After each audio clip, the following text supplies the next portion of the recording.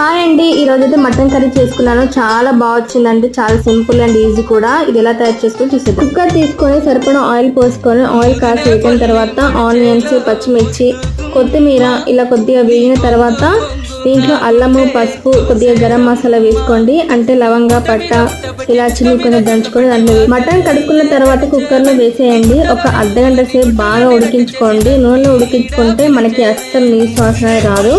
కూర కూడా చాలా టేస్టీగా ఉంటుంది. విజిల్ పెట్టకుండానే ఒక అర్ధగంట సేపు ఉడికిపోయిందండి కూర అసలుకి.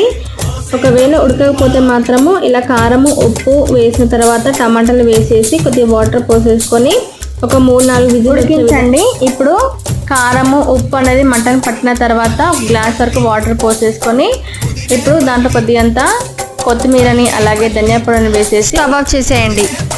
ఈ వీడియో కనుక మీకు నచ్చితే ఖచ్చితంగా లైక్ చేయండి. మీ ఫ్రెండ్స్కి, రిలేటివ్స్కి షేర్ చేయండి.